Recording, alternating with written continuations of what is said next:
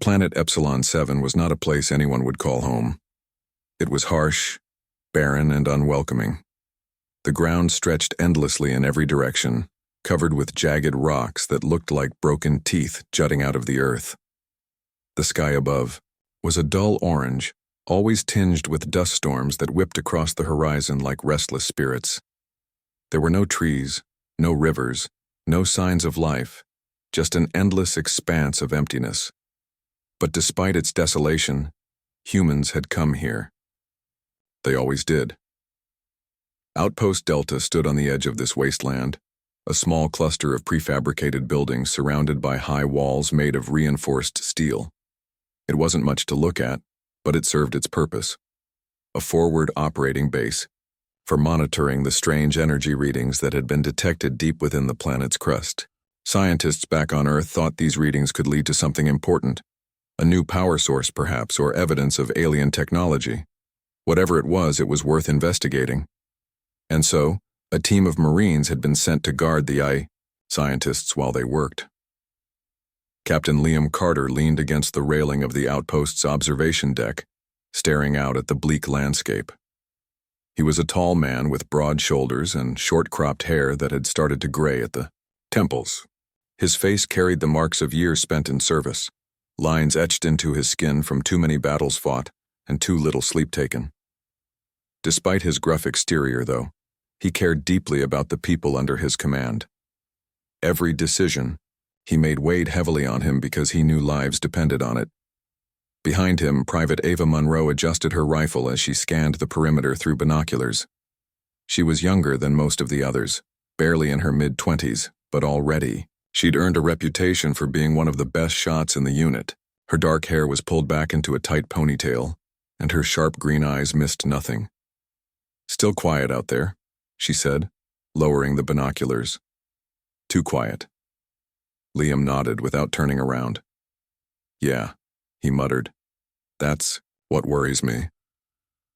For weeks now, everything had been eerily calm. No storms, no unusual activity, just the same monotonous routine day after day. The scientists went about their work analyzing data and running tests, while the Marines kept watch. On paper, it sounded simple enough. In reality, it felt wrong. Something about the silence gnawed at Liam's instincts, like a predator waiting, just beyond sight. He couldn't shake the feeling that they weren't alone. Sergeant Ryan Holt walked up behind them, his heavy boots thudding against the metal floor. He was a burly man with a thick beard and arms that looked like they could crush stone. Unlike Liam, who preferred thoughtful leadership, Holt believed in action first and questions later. "You two gonna stand around all day?" he asked, crossing his arms. "We've got patrols to run." "We're aware of that, Sergeant," Liam replied evenly, finally turning to face him. "But we also need to stay alert. If something happens, I want everyone ready," Holt snorted. "Something? You mean those energy readings? Or whatever else might be lurking out there?" "Exactly," Liam said. "We don't know what we're dealing with yet. So until we do, we keep our eyes open." "Private."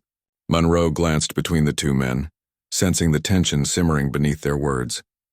She didn't say anything, though. Instead, she turned her attention back to the horizon, scanning the distance once more. That's when she saw it.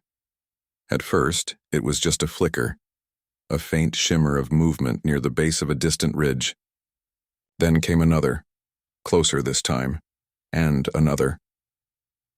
Within moments, dozens of shapes emerged from the shadows, moving with unnatural speed and precision. They were insectoid creatures, each one larger than a human, their armored bodies gleaming dully in the dim light. Their glowing eyes scanned the terrain as they advanced, clicking and hissing to one another in a language no human could understand. Munro's breath caught in her throat. "Captain," she whispered, raising her binoculars again. "You're gonna want to see this." Liam stepped forward quickly, grabbing the binoculars from her hands. When he saw what was happening, his jaw tightened. "Sound the alarm," he ordered sharply. "Get everyone to their positions, now." The outpost sprang into motion almost instantly. Marines rushed to man the turrets lining the walls, loading weapons and checking supplies. Inside the main building, Scientists scrambled to secure their equipment, knowing full well that if the aliens breached the perimeter, none of them would survive. Panic threatened to take hold, but Liam's steady voice cut through the chaos like a knife. "Listen up," he shouted, addressing his team.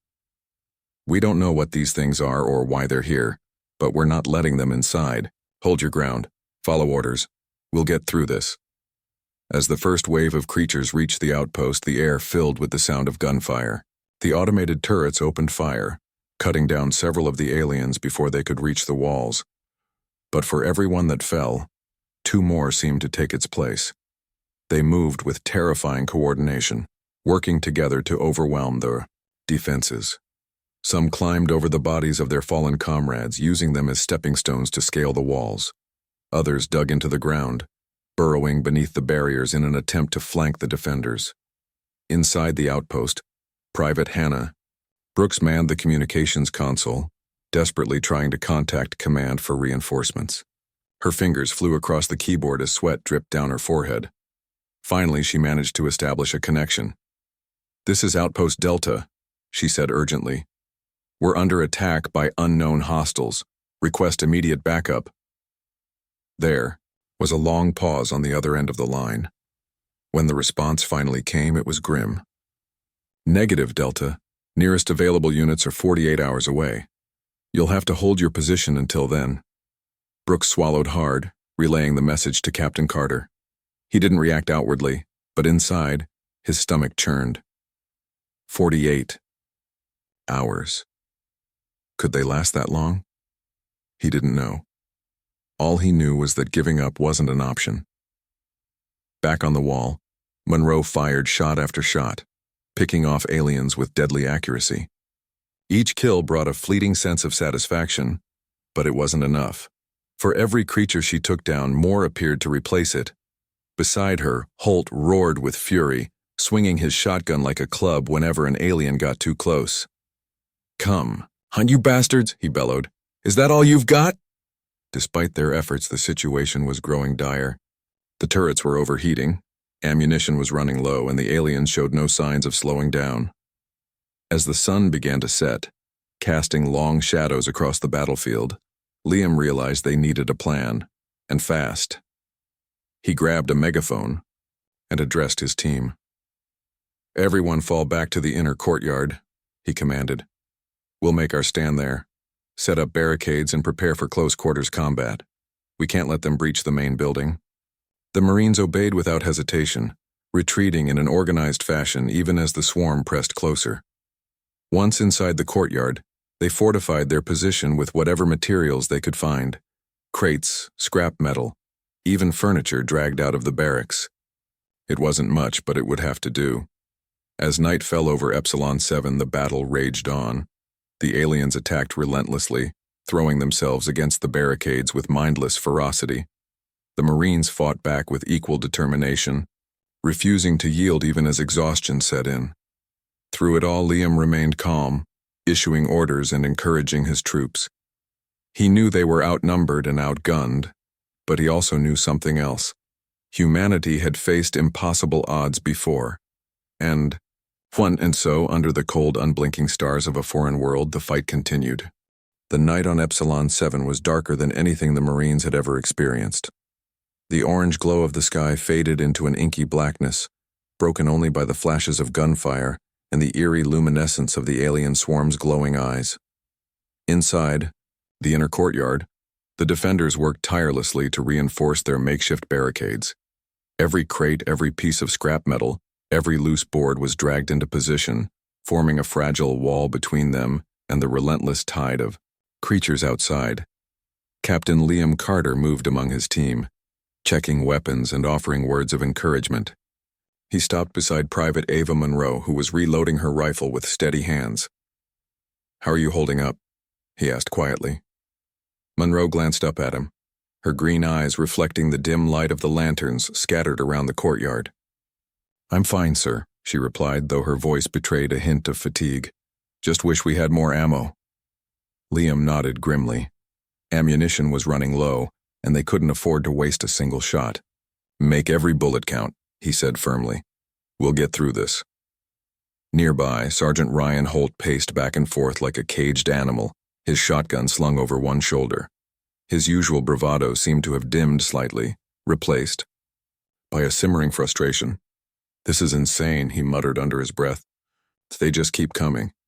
How many of these things are there?" No one answered him. No one knew.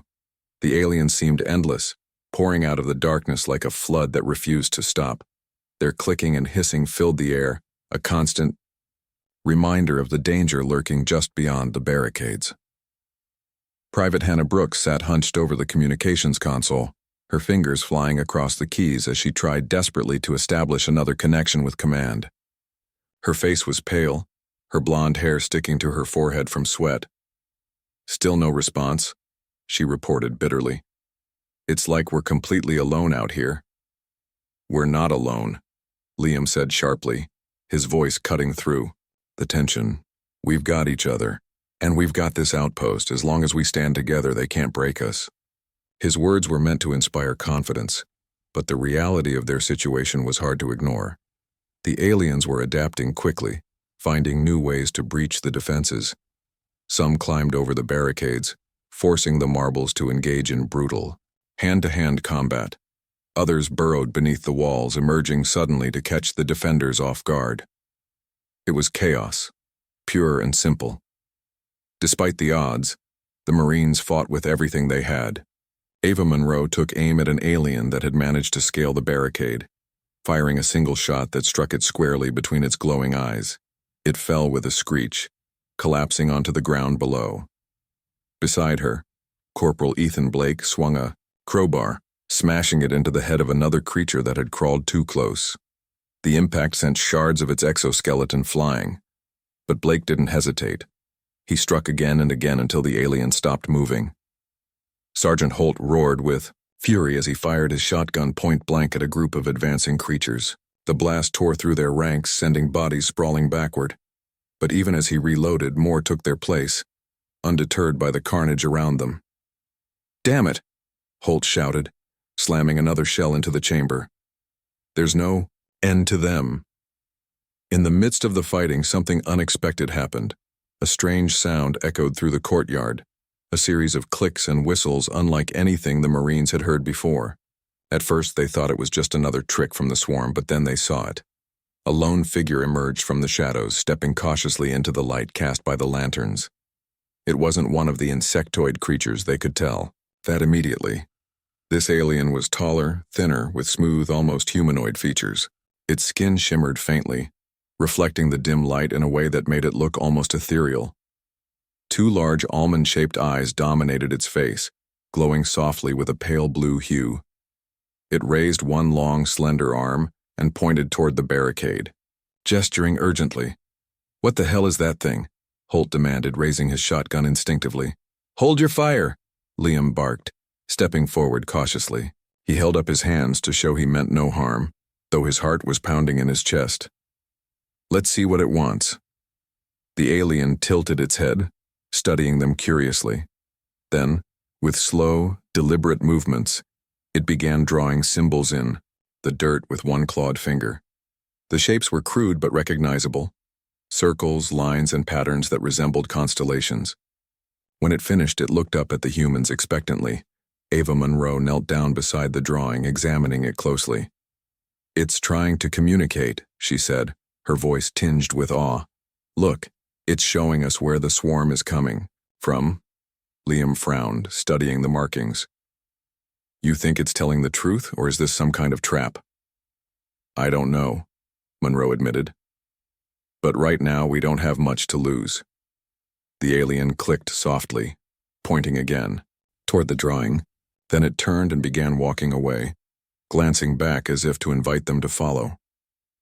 Holt lowered his weapon slightly but kept it trained on the creature. "You really think we should trust this thing? For all we know, it's leading us straight into an ambush." "We don't have a choice," Liam said firmly. "If it knows something about the swarm, we need to find out what it is. Stay alert, though.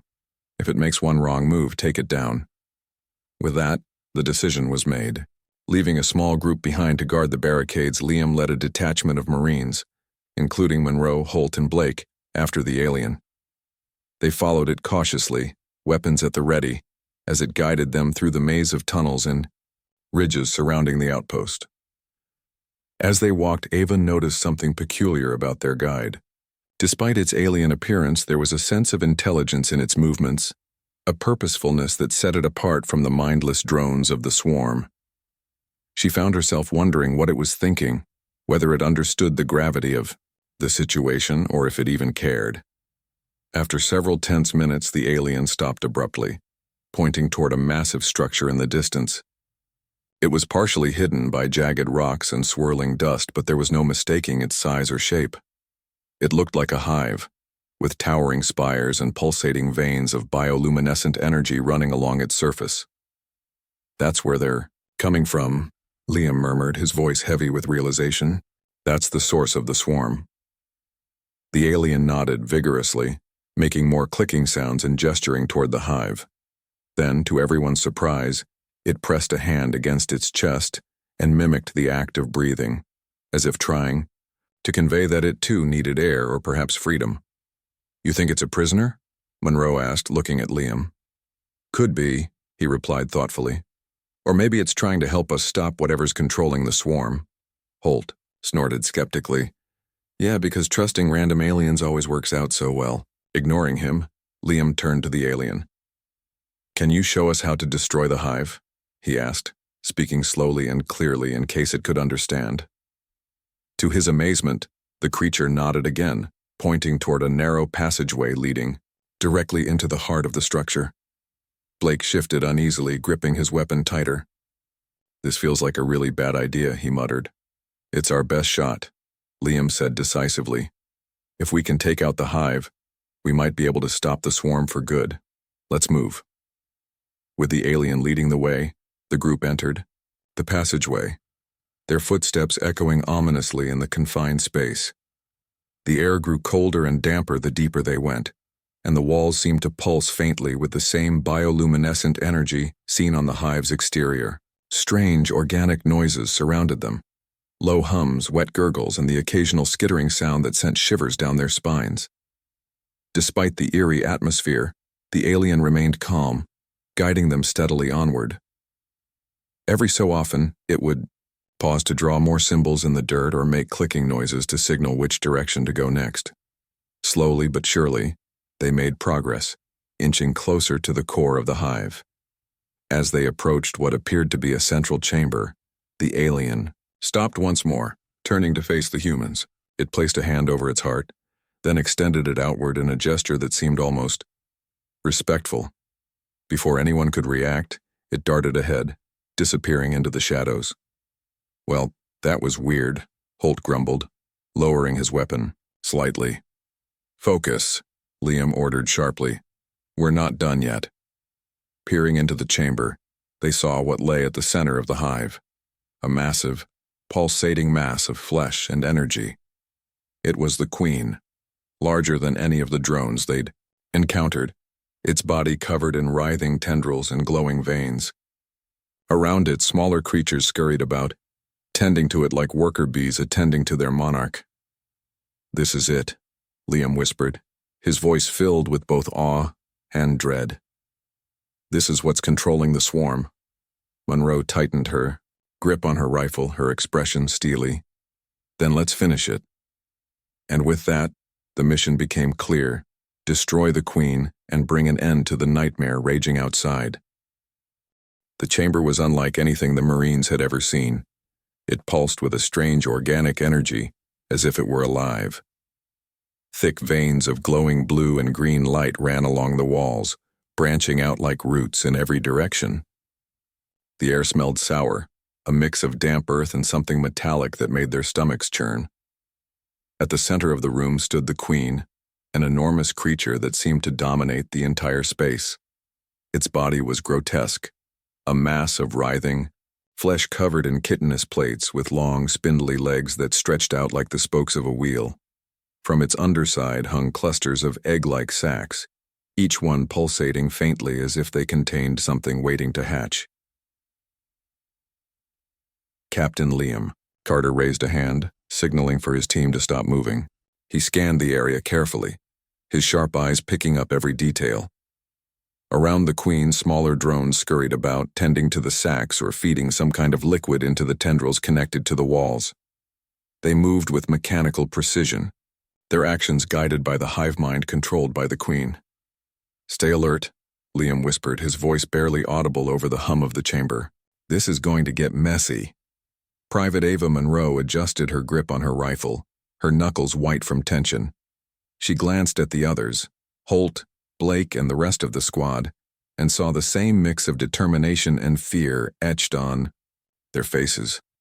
None of them had signed up for this. They weren't trained to fight inside alien hives or take down monstrous queens. But here they were, and backing out wasn't an option. Sawyer, the youngest member of the group, swallowed hard. His hands trembled slightly as he checked his weapon. "What's the plan, Captain?" he asked, his voice cracking just a little. Liam turned to face him, his expression calm but firm. "We hit it hard and fast," he said. "If we can damage the queen enough, it'll disrupt the swarm's control, but we need to be smart about it. These drones will attack on sight, so we'll have to clear a path first." Holt stepped forward, his broad shoulders tense with anticipation. "Let me go first," he growled. "I'll draw their fire while you set up positions." "No," Liam replied sharply. "We stick together. If we split up, we're dead. Everyone stays close and follows orders." Monroe nodded in agreement. She trusted Holt's bravery, but charging in blindly would only get them killed. This mission required precision, not brute force. She looked back at the queen, studying its movements. It seemed almost dormant, its massive head tilted downward, as if it were focused entirely on the sacs beneath it. Maybe it didn't even realize they were there yet. That gave them a small advantage, but not much. "All right," Liam continued, his voice low but steady. "Here's how we do this. Monroe, you take the high ground if you can find it. Pick off as many drones as possible before they reach us. Holt, Blake, and Sawyer, you cover the flanks. Keep those bugs off our backs. I'll lead the charge toward Kiu, the queen. Once we get close, we plant the charges and blow this thing sky high." "And if that doesn't work?" Blake asked, his tone skeptical. "It has to work," Liam said firmly. "Because if it doesn't, none of us are walking out of here." With that, the group began advancing cautiously into the chamber. The floor was slick with some kind of viscous fluid, making each step treacherous. The sound of their boots squelching against the surface echoed loudly, and Monroe winced, worried it might alert the drones. Sure enough, within moments, several of the smaller creatures turned their glowing eyes toward the intruders and let out high-pitched screeches. "Contact!" Holt shouted, raising his shotgun and firing a blast that tore through the nearest drone. Its body exploded in a spray of ichor, sending chunks of exoskeleton flying in all directions. The other drones reacted instantly, swarming toward the Marines with terrifying speed. Monroe scrambled up onto a low ledge, finding a vantage point where she could see most of the chamber. She steadied her rifle and took aim, firing shot after shot with deadly accuracy. Each bullet found its mark, dropping drones before they could close the distance. But for everyone she killed, 2 more seemed to emerge from the shadows. "They're endless," she called out, her frustration evident. Below her, Holt swung his shotgun like a club, smashing it into the face of a drone that had gotten too close. The impact shattered its mandibles, and he followed up with another blast that sent it sprawling backward. Beside him, Blake wielded a combat knife, slashing wildly at anything that came near. Despite his fear, he fought with surprising ferocity, driven by sheer desperation. Sawyer, meanwhile, struggled to keep up. He fired his pistol nervously, missing more often than hitting. When a drone lunged at him, he stumbled backward, tripping over a tendril and landing hard on the wet floor. Before it could pounce, Holt roared and fired a round straight into its head, saving the young Marine from certain death. "Get up," Holt barked, grabbing Sawyer by the arm and yanking him to his feet. "You want to die here? Move." Sawyer nodded shakily, forcing himself to push forward despite the terror gripping his chest. He knew he couldn't afford to freeze again, not if he wanted to survive. While the others held off the swarm, Liam pressed deeper into the chamber, heading straight for the queen. It loomed above him now, its massive bulk casting a shadow over everything. As he approached, it finally noticed him, letting out a deafening roar that shook the very walls. The sound was unlike anything Liam had ever heard, a deep, guttural noise that vibrated in his bones. The queen reared up on its hind legs, revealing rows of razor-sharp teeth dripping with venom. Then, with shocking speed, it lashed out, swiping at Liam with one of its clawed limbs. Liam dove to the side just in time, narrowly avoiding being crushed. He rolled to his feet and opened fire, emptying his magazine into the queen's exposed underbelly. The bullets tore through its flesh, causing it to shriek in pain. Dark, oily blood oozed from the wounds, pooling on the floor around them. But the queen wasn't done yet. It thrashed violently, sending shockwaves rippling through the chamber that knocked everyone off balance. Monroe nearly fell from her perch but managed to cling to the ledge, her heart racing. She quickly reloaded her rifle and resumed firing, targeting the queen's legs in an attempt to slow it down. One well-placed shot severed a tendon, causing the creature to stumble momentarily. That brief window of opportunity was all Liam needed. He sprinted forward, pulling a set of explosive charges from his pack. Each one was small but powerful enough to cause significant damage when detonated. He planted them strategically around the base of the queen's body, attaching them to the thick tendrils connecting it to the hive. As he worked, the queen continued to lash out, forcing him to dodge and weave to avoid being struck. "This isn't going to hold forever," Holt yelled, blasting another drone that had gotten too close. "Hurry up, Captain!" "I'm almost done," Liam shouted back, securing the last charge. He activated the timer and signaled for the others to fall back. "Everyone, move! Now!" The team retreated as quickly as they could, fighting their way through the remaining drones that blocked their path. Monroe jumped down from her ledge, landing awkwardly but staying on her feet. Together they sprinted toward the passageway they'd entered through, knowing they had only seconds left before the explosives went off.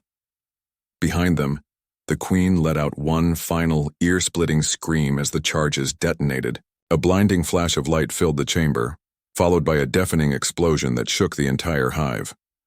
The queen's body convulsed violently, collapsing inward as the tendrils holding it aloft were severed. The walls began to crumble, chunks of glowing material falling from above as the structure started to collapse. The Marines barely made it out in time, bursting into the tunnel just as the entrance to the chamber caved in behind them. They stumbled forward, coughing and gasping for air as dust and debris rained down around them. Finally, they emerged into the open air, collapsing onto the rocky ground outside the hive. For a moment, no one spoke. They simply lay there, catching their breath and processing what had just happened. The sound of gunfire and screeching aliens had faded, replaced by an eerie silence. The swarm, once relentless and unstoppable, now seemed absent. Without the queen to guide them, the drones had fallen into disarray, retreating into the wilderness, or lying motionless where they stood. Liam pushed himself to his feet, brushing dirt off his uniform. He looked back at the smoking ruins of the hive, his expression unreadable. "It's over," he said finally. "We did it." Monroe sat up slowly, wincing as she rubbed her sore shoulder. "Did we, though?"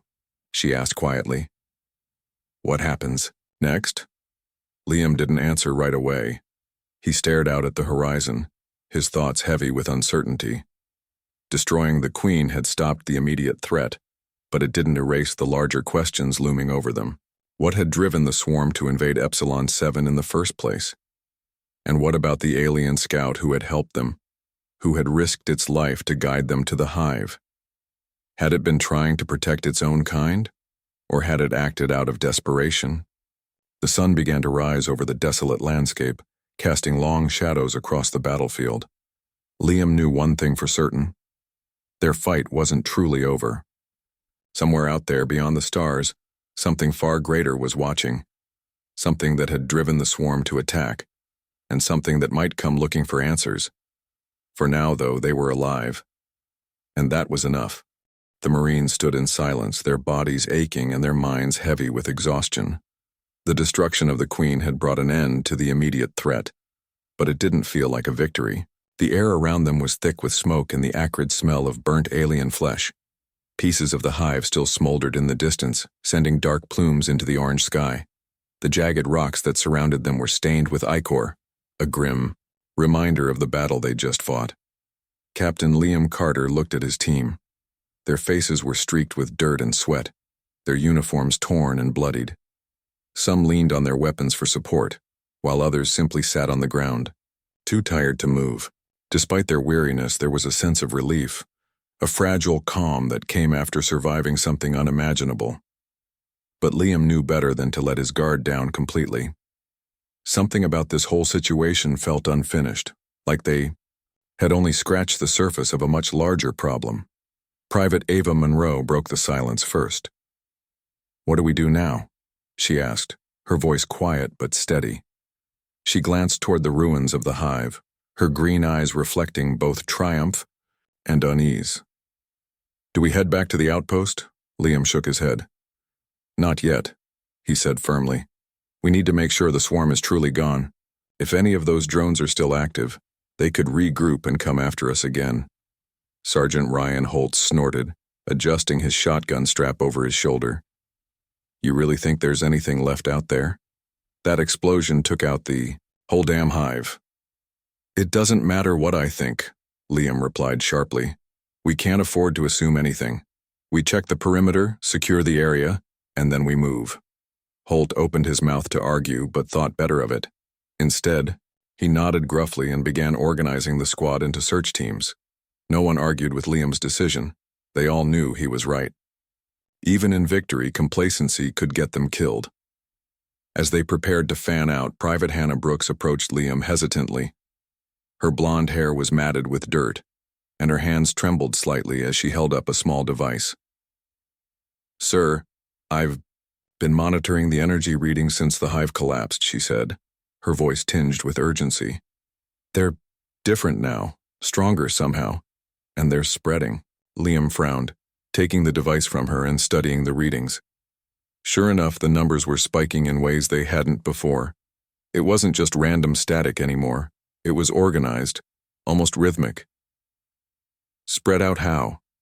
he asked, his tone sharp. Brooks pointed toward the horizon. "Everywhere.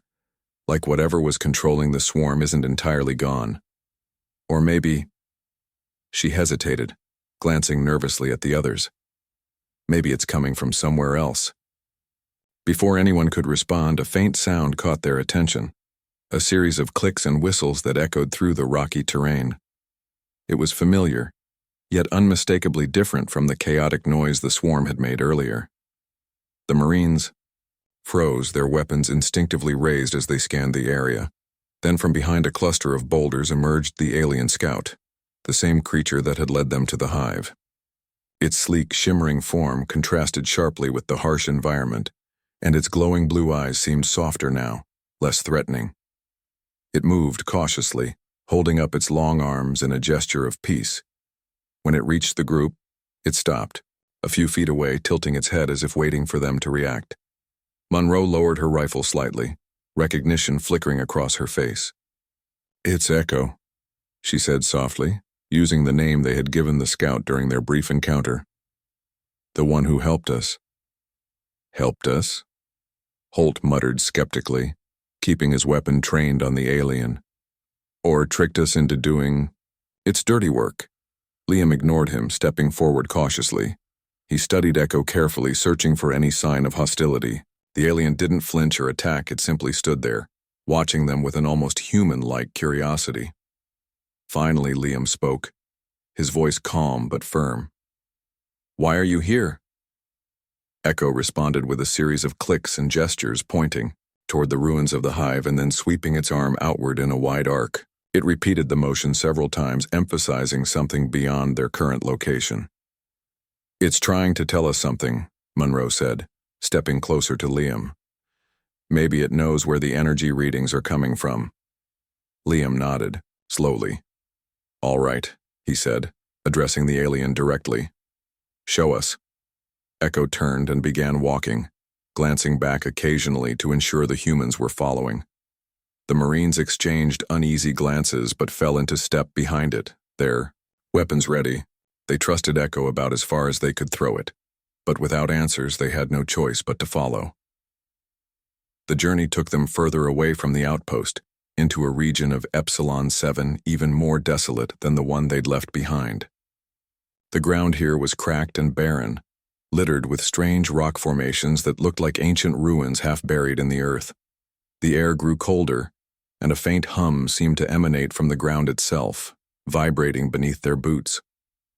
After nearly an hour of walking, Echo stopped abruptly, pointing toward a massive crater in the distance. At first glance, it appeared natural, like the result of some long-forgotten meteor impact.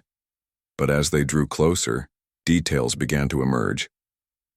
The edges of the crater were smooth and geometric, as if carved by intelligent hands.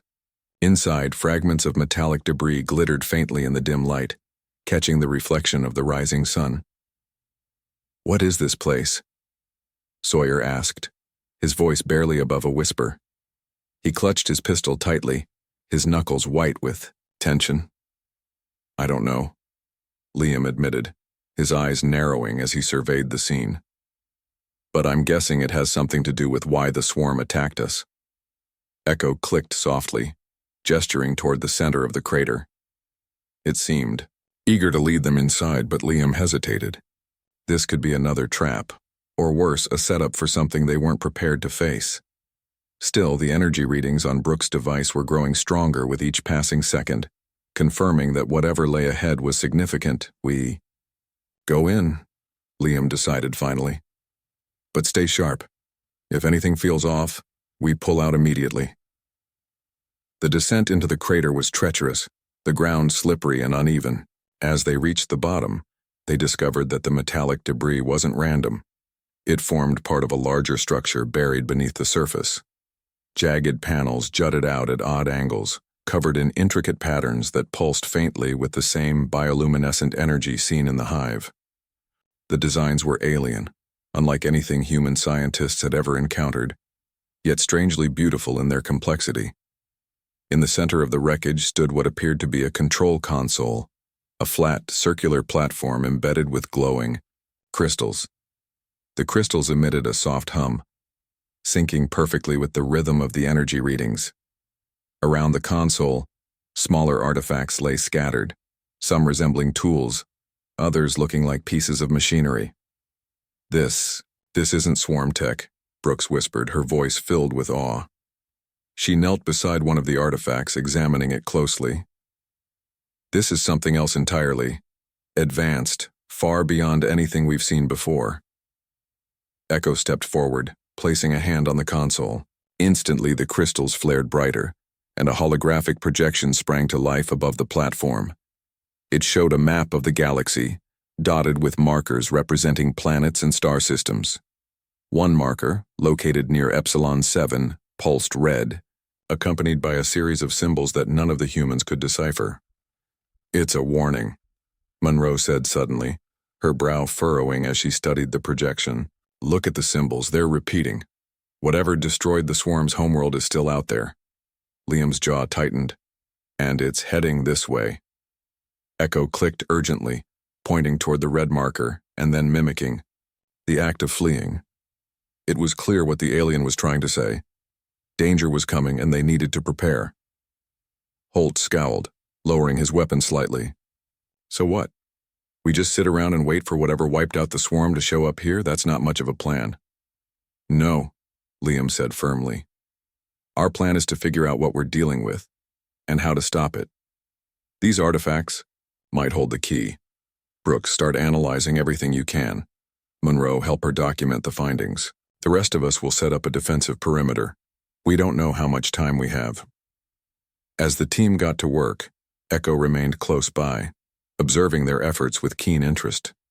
Occasionally, it would point out specific details or manipulate parts of the console, seemingly trying to assist. Though none of the humans fully trusted it, they couldn't deny that its knowledge was invaluable. Hours passed as they worked tirelessly, piecing together fragments of information. By the time night fell over Epsilon 7, Brooks had uncovered something startling. The energy signatures matched those of a highly advanced weapon system, one capable of obliterating entire civilizations. Whoever, or whatever, had created it was likely responsible for the swarm's extinction. "We're not fighting bugs anymore," Liam said grimly, addressing his team. "We're dealing with something far bigger, something that sees us as nothing more than ants." The weight of his words hung heavy in the air.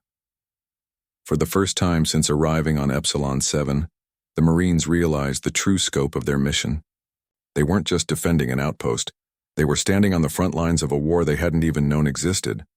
And as the stars blinked coldly overhead, Echo stood beside them, its glowing eyes reflecting both hope and fear. The night on Epsilon 7 was colder than usual, the air biting at their skin as the Marines worked tirelessly around the wreckage in the crater. The faint glow of the alien artifacts cast eerie shadows across the jagged rocks, making the scene feel almost otherworldly. Captain Liam Carter stood near the glowing console, his eyes scanning the holographic map that hovered above it. The red marker pulsed steadily, a constant reminder of the looming threat. He clenched his fists, his mind racing with questions he couldn't answer. Private Ava Monroe crouched beside Hannah Brooks, helping her sift through the debris scattered around the console. Brooks had set up a portable scanner, its screen flickering with data as it analyzed the artifacts. "This tech is incredible," Brooks murmured, her voice tinged with both excitement and dread. "It's like nothing we've ever seen before. If we could figure out how to use it—" "But we don't have time for that," Liam interrupted sharply, turning to face them. His tone softened slightly as he added, "We need to focus on what matters right now. What is this weapon system? How does it work? And most importantly, how do we stop it?" Brooks nodded, biting her lip as she continued her work. "From what I can tell, the weapon uses some kind of energy beam, focused and precise. It doesn't just destroy. It wipes out entire ecosystems, leaving nothing behind. No survivors, no traces." Monroe shuddered at the thought. So whatever did this to the swarm, it wasn't just trying to conquer. It wanted to erase them completely. Liam frowned, his gaze drifting back to the pulsing red marker on the map. "And now it's coming here, which means we're next." Echo, the alien scout, moved quietly among the humans, occasionally pointing to specific parts of the console or artifacts. Its movements were deliberate, as if it understood the urgency of the situation. When it noticed Liam watching, it stepped closer and made a series of clicking sounds, gesturing toward the map and then mimicking the act of shielding itself. "You think it's trying to protect us?" Monroe asked, glancing between Echo and Liam. "Maybe," Liam replied cautiously. "Or maybe it's just trying to survive. Either way, we need to figure out what it knows." Sergeant Ryan Holt paced nearby, his shotgun slung over one shoulder. He kept glancing toward the edge of the crater, where the rest of the squad had set up a defensive perimeter. "If something shows up, we're sitting ducks down here," he muttered. "We should be fortifying our position, not messing around with alien junk." "We're not messing around," Liam snapped, his patience wearing thin. "These artifacts might be our only chance of fighting back. If we don't learn everything we can, we're dead anyway." Holt grunted but didn't argue further. Instead, he turned his attention to the perimeter, barking orders at the others to stay alert. Despite his gruff demeanor, everyone knew he was just as worried as the rest of them. As the hours dragged on, Brooks began piecing together more details about the weapon system. Using fragments of the alien language displayed on the console, she cross-referenced patterns and symbols with Earth-based linguistic software. Slowly, a clearer picture began to emerge. "It's automated," Brooks said suddenly, her voice rising with urgency. "The weapon isn't controlled by whoever built it. It operates independently. Once activated, it seeks out targets based on certain criteria, planets with advanced life forms, high energy output, things like that. So it's not personal," Monroe said bitterly. "Just efficient." "Exactly," Brooks confirmed. "And according to these readings, it's already locked onto Epsilon 7. We have maybe 12 hours before it arrives." The news hit the group like a punch to the gut. 12 hours wasn't nearly enough time to evacuate or mount any kind of meaningful defense. They were trapped, with no backup and no escape route. Liam took a deep breath, forcing himself to stay calm. Panic wouldn't help them now. "All right," he said, addressing the team. "Here's what we do. Brooks, keep working on the console. See if there's a way to disable the weapon remotely, or at least delay it. Monroe, gather anything useful from the artifacts. Weapons, tools, anything that might give us an edge. Holt, tighten the perimeter. If anything moves out there, I want to know about it." "What about me?" Sawyer asked nervously, clutching his pistol tightly. "You stay close to Brooks," Liam instructed. "Protect her while she works. She's our best shot at figuring this out." Sawyer nodded quickly, though his hand still trembled. He positioned himself near the console, keeping a wary eye on the darkness beyond the crater. Meanwhile, Echo seemed increasingly agitated. It clicked and whistled frantically, pointing repeatedly toward the sky and then back at the artifacts. At one point, it even tried to manipulate the console itself, pressing glowing crystals in a sequence that caused the hologram to shift. A new image appeared, a starship, sleek and angular, surrounded by smaller vessels. "It's showing us something," Monroe said, stepping closer. "A fleet, maybe? Could it be allies?" "Or reinforcements for the weapon," Holt countered, darkly. Before anyone could respond, the ground beneath them trembled slightly. A low rumble echoed in the distance, growing louder with each passing second. The Marines froze, their weapons raised as they scanned the horizon. Then, without warning, a massive shadow passed overhead, blotting out the stars. "It's here," Liam whispered, his voice heavy with dread. The object descended slowly, hovering above the crater like a predator sizing up its prey. It was enormous, easily dwarfing the largest human ships. Its surface shimmered with an iridescent glow, reflecting the dim light of Epsilon 7's twin moons. Strange markings covered its hull, pulsating faintly with the same bioluminescent energy seen in the artifacts below. "This is bad," Holt muttered, gripping his shotgun tightly. "Real bad." Liam ignored him, focusing instead on Echo. The alien was staring up at the ship, its glowing eyes wide with fear. For the first time since meeting it, the creature looked truly terrified. "Do you know what that thing is?" Liam asked, his voice urgent. Echo hesitated, then nodded slowly. It clicked softly, pointing toward the ship and then gesturing toward the artifacts. Finally, it pressed a hand against its chest and mimicked the act of collapsing, as if to say, "It's unstoppable." "We can't just give up," Monroe said firmly, stepping forward. "There has to be a way to fight back." Echo shook its head emphatically, clicking again. This time it pointed toward the console and then swept its arm outward, indicating the surrounding terrain. It seemed to be suggesting something, perhaps a strategy, but the humans couldn't decipher its meaning. "We don't have time for guessing games," Holt growled. "If that thing fires, we're done for." "No," Liam said sharply. "We still have a chance. Brooks, what about the artifacts? Is there anything we can use?" Brooks hesitated, her fingers flying across the scanner. "There's something," she said finally. "One of the devices. It looks like a disruptor. Maybe it can interfere with the weapon's targeting system, but I don't know how to activate it." "Guess we'll find out," Liam replied grimly. Turning to Echo, he added, "You helped us get this far. Can you show us how to use it?" Echo tilted its head, studying the device carefully. After a moment, it reached out and touched a small crystal embedded in the side. Instantly, the artifact flared to life, emitting a soft hum that resonated through the air. "That's it," Brooks exclaimed. "It's charging." But before anyone could celebrate, the ship above them shifted position, its underside opening to reveal a glowing aperture.